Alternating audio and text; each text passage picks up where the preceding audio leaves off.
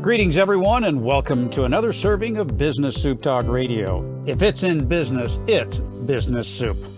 I'm your host, John Debevoise. Today, we're going to dive into digital marketing. So we reached out to Siddharth Rajsekar to talk about how you can become an effective marketer in the digital age. He has learned from the best, and he's going to pass that on to us right here, right now, especially in developing the webinar. We're going to dive into the webinar presentation, how to build a relationship, how to solve a problem, and a call to action. Siddharth is going to show us how we can be an expert in the world of digital marketing right here on Business Soup. Sidz, welcome to this serving of Business Soup. Great to be here, John. It is our pleasure. You have quite a journey that brought you over to the United States in your digital marketing. Everybody has been running at lightning speed to the internet. We know we have to be there. We just don't know how to be there and how to take our hands-on business and turn it into a digital environment. I've interviewed a lot of people that have taken trade shows and made them into virtual reality shows. What have you done to enhance your businesses in what you call your digital world? Tell us about that. How does it work? Great question, John. I come from the music industry. I never knew that I would be in this industry. It's like an Alice in Wonderland story. In the year 2009, I had actually launched an album along with my wife, independently online, setting up a simple website, gave away a free song, collected a database of over 5,000. And the day that I launched my album, I had around 800 people who bought that album for $10 each. This was back in 2009. That was my first taste of success on the internet. All right. So the first thing you did was that you gave a hook. You gave away something free, and that got them to come over to you. Myself, everybody knows I have my 5 points to success. If you take away any one of the 5 points, your business will fail. So you learned that you've got to give something to get something. So you learned that you give away a song, they come over, they give you their information, and now you have a database to build from, and then you turn that database around and you monetized it by saying, here's the rest of the album. Absolutely. And that's how business works. It's a reciprocation. It's about solving a problem. And in my case, I was not solving a problem back then. It was entertainment. But later on, when I evolved from the music industry into the digital marketing industry, which I got in 2012, where I set up my own agency, I understood that it's the same principles. Like, you want to get business. First step is you need to be visible. You need to be present in the online space. The next step is there has to be some kind of reciprocation in terms of generating leads, whether you want to give away a free song, in my case, or you want to give away a free report, or you want to do a free webinar or a free training. And from there, once you've established your authority and your expertise, then you can offer them your product or service. So those are the 3 steps. The first step is exposure. The second step is to attract. And the third step is to convert. I have said for 20 some odd years now in broadcast and podcasting now that you can have the best product or service, but if you don't have distribution, you got nothing. You could be the greatest singer since Elvis, but if no one hears your voice, they're not going to hear you or buy any product or service from you. So you got their attention and you created distribution way back in 2012, back in the dinosaur age of digital marketing. You had the idea, you had the product and the distribution down, so you started to monetize it. How long did it take to grow that first? It's a compounding. 1 begets 2, 2 beget 4. How long should a business, and using yourself as an example, what did you do to compound that into something that created a living? The first phase when I set up the company, it was more of spending more time to build more relationships in the online space. So I should be spending a lot of time on LinkedIn. I would be messaging people, not trying to pitch my services, but I would genuinely build relationships. So I built my LinkedIn database to over 5,000 people back then. Those conversations on LinkedIn used to get converted into Skype calls or even one-to-one calls, coffee meetings in the local city which I was in. And that's how I got my first bunch of clients. And we were providing a service. We were providing digital marketing services for our small businesses. And the initial bunch of clients that we got was purely based on the interactions and the relationships that I built online. And also, I was a part of BNI. It was an offline business network. So it's a combination of these two that helped me get the initial momentum. And once this clients started to flow in, we had a steady set of revenues coming in. We started to shift gears and we went into paid marketing. We were running our own ads, Google ads, Facebook ads, driving people into our own trainings. And through the trainings, you would get customers. So the first phase is very organic, which is a little bit more time consuming. But once you have a model in place, you can always scale it up using automation and paid advertising. So you went through LinkedIn, which is business to business, and that's Yes. what you were trying to attract, as opposed to the Facebook, which is a broad reach of everything from kids. And you might get some of the people to look at you, but you narrowed or rifle shot it at the businesses, and you gave them something, and you created distribution through the connections that you got through LinkedIn. Yes. This so reminds me of what I tell everybody. You don't have to reinvent the wheel. You just have to know how to put a spoke in it and make that wheel turn smoother, faster. So one of the things that I've seen is that businesses have gone from that in-person contact to virtual. And now Yes. Zoom has exploded, not only in content, but their stock value. And boy, you talk about when you get into one of those meetings, it looks like the Hollywood squares. How do you turn a webinar into a successful webinar and not have it look like a game of darts? How did you take the digital world of webinars and monetize that, as so many people, including ourselves here at Business Soup, are trying to do? Yeah, the webinar has been one of my most powerful, I would say, tactics to get customers, because it's one-to-many. Because in one webinar, there's no limit to the number of people that you can have. It just depends on the budget that you can put into ads to fill up a webinar room. So really, the expense is in the advertising or the marketing, not in the production. Not in production, because of course, the basic gear, I need a good microphone, a good camera, some lighting, all of that is the basics. But besides that, there's no other cost. It's the advertising cost to fill up the webinar. So the webinar has a structure. If it's going to be a webinar where you want to educate, engage, and then offer your product or service, I follow a 90-minute webinar framework. The first 60 minutes is about delivering value first, and the next 15 minutes would be to give your offer, and then you can answer questions and convert your clients towards the end. So the way that I do webinars, I've done easily over 600 webinars from 2015 onwards. I started to do the initial webinars. So I do at least 3 to 4 webinars a week right now in my current business model. And I've been doing it consistently for the last 2 years, which has been the maximum that I've done so far. And before that, it used to not be so frequent. So I follow the same template. So the first 10, 15 minutes is to establish rapport with the audience, understand what problem that you want to solve for them, talk about a little bit about your backstory so that they get to know more about you as a person. And then I get straight into in-depth, well-researched content, which is very practical for them to implement for 45 minutes. And then I get into the actual sales process. And the sales process is not like a very typical sales pitch or anything, but I would just ask people permission. Would you be okay if I can tell you more about my products and services? People would say yes. Then I would talk about it. And those who are interested, I would give them the next step. Now, is that in the video itself, in the webinar, where if you want to have them continue into the next step, click here?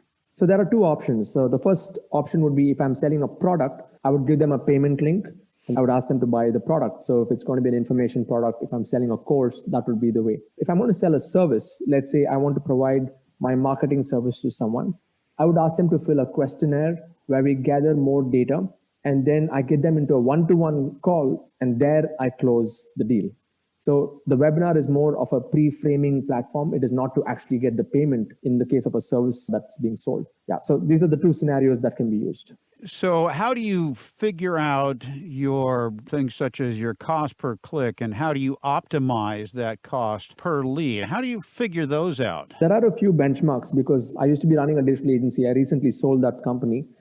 We've spent a lot of money on ads on various industries, various campaigns. So there are some benchmarks that we have in terms of what is the ideal cost per lead specific to different countries. For example, if I'm running ads only within India, an ideal cost per lead is probably $1 a lead. And if I have to run the same campaign, say for a US target market, it would be at least 5 to 6. It would be 5 times of what it is in India because of the dynamic of the geography and the location. So the first step is to identify what are we going to sell, what is the price point, and then what are we willing to pay to acquire a customer. Once you know what is your CPA or what's your cost per customer acquisition. So normally we would know that number after running a campaign for a month. So for example, if I'm going to be spending say $2,000 for this first month, I spend that money, I generate the leads. My first metric is what is my cost per lead. So let's say I've generated 200 leads, so $10 a lead. And then out of those 200, how many have actually converted into customers? And I would have a number. So let's say I've converted 20 customers. So 2,000 divided by 20 is like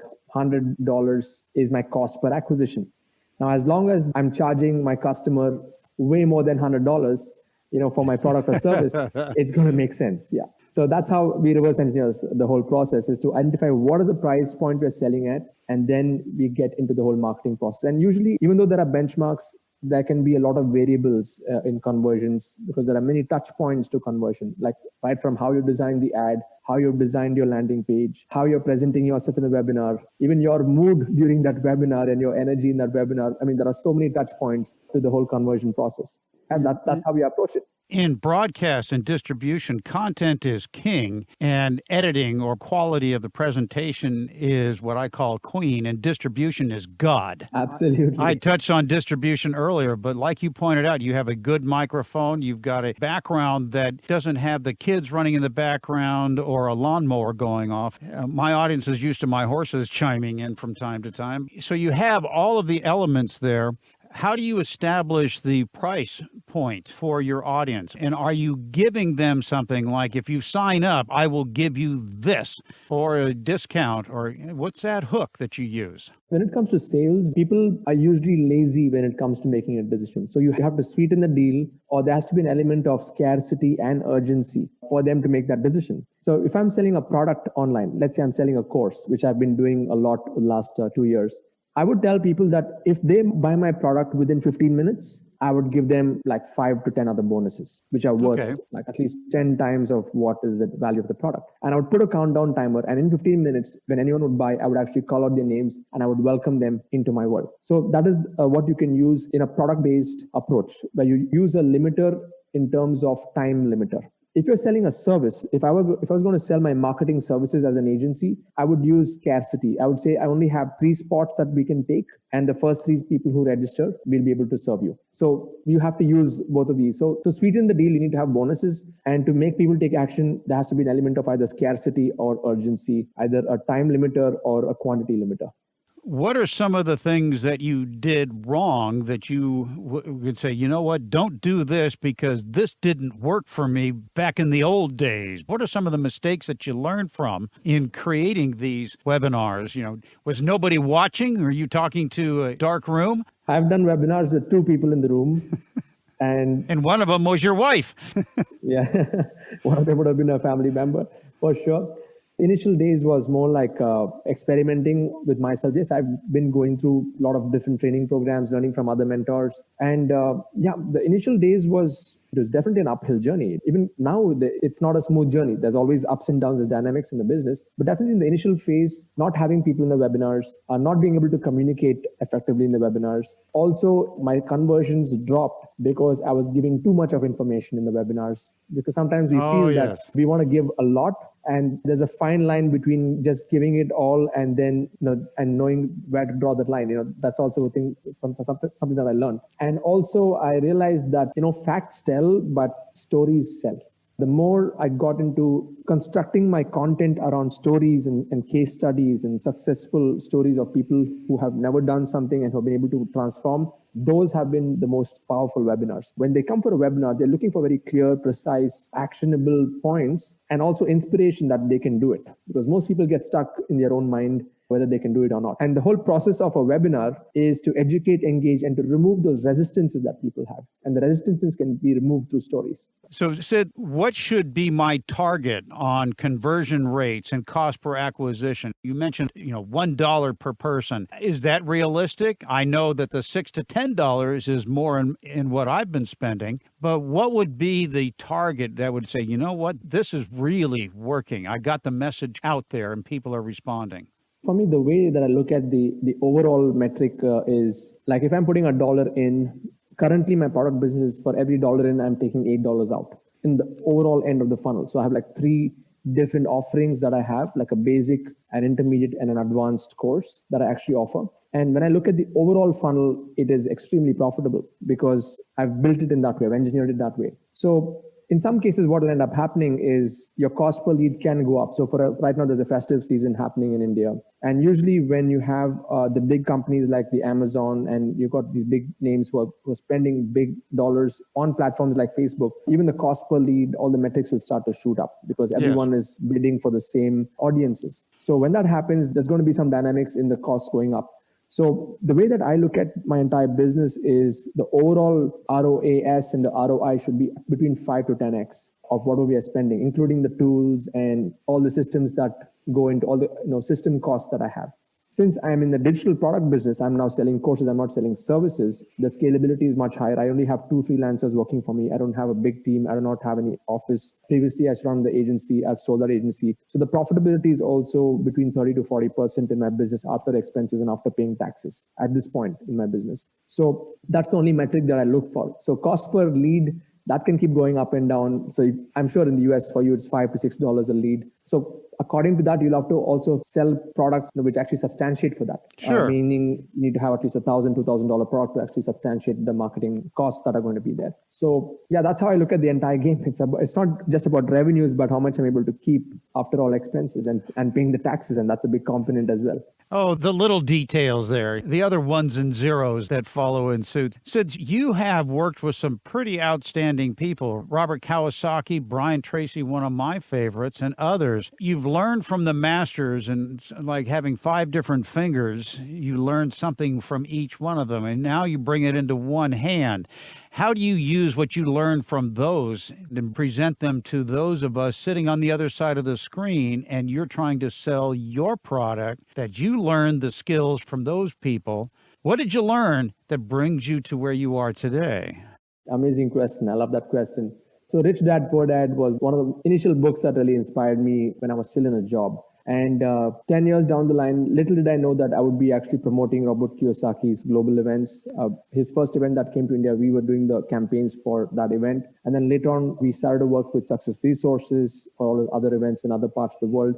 So I got a lot of experience because we did not have the kind of budgets to spend on our own marketing, but we were gaining experience on our craft by spending the budgets of our clients. Yes. So you're actually spending their budget money, and we were learning through that process. So did that for a good 5 years. What I learned from Robert Kiyosaki is definitely he's like the ambassador of entrepreneurship, I should say. For many people are inspired to get into entrepreneurship. Worldwide, absolutely. Yeah. So that is what I take from Robert Kiyosaki. Brian Tracy is productivity and efficiency in being an optimum human being. I learned so much from Brian Tracy on those elements and, of course, promoting his events. Tony Robbins, his events, Unleash the Power Within, is all about passion. He uses the word being unstoppable. Yes. And learned a lot from Tony Robbins on that front. And of course, the NLP, the techniques, taking control of the mind. Got an opportunity to work with Dr. John Demartini. He's like a walking encyclopedia. He is, read over 40,000 books. I shared the stage with him a couple of times, and such an amazing human being. And something I learned from him was the values.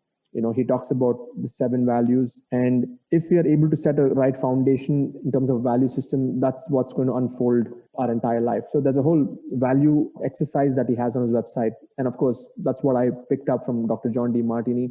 What I noticed, a common thread amongst all of them is they're extremely down to earth and they're always learning. Well, and they get the message out. They're doing what you are doing. When they started out, they were getting on stages and traveling the world. You and I and everybody else has the opportunity to sit in our homes or from anywhere and distribute our information virtually.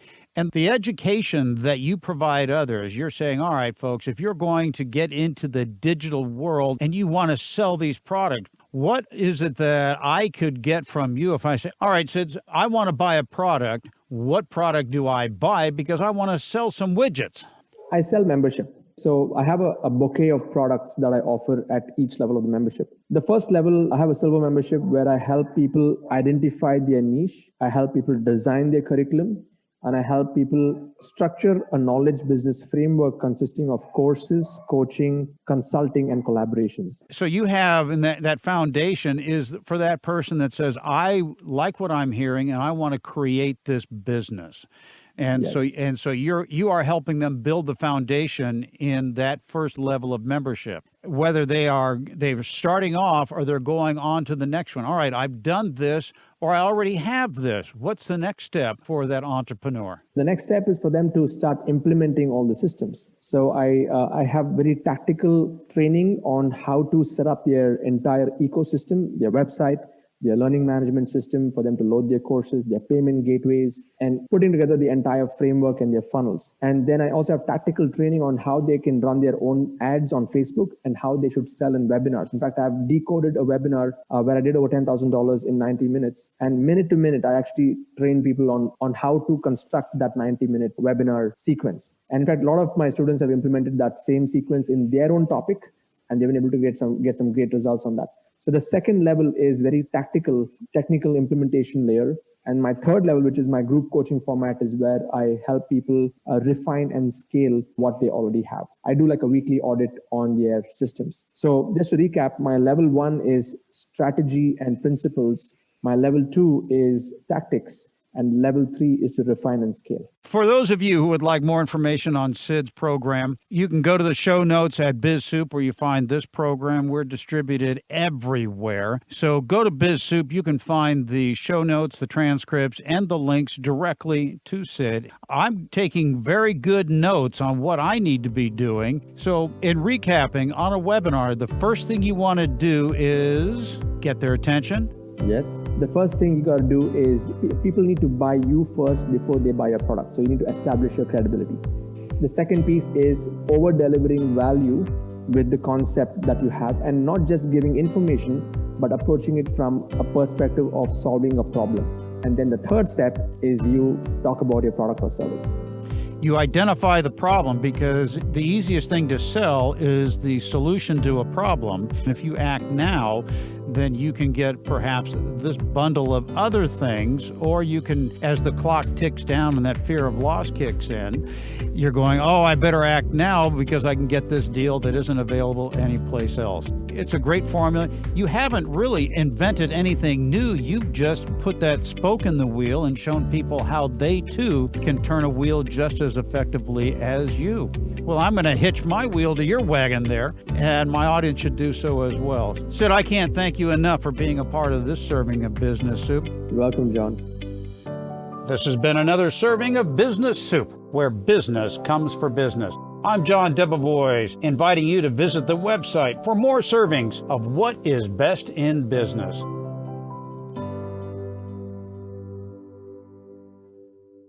This show has been produced by Market Domination, LLC. To discover how you can have your own show completely done for you and turn it into a real published book and become the authority in your marketplace, go to www.marketdominationllc.com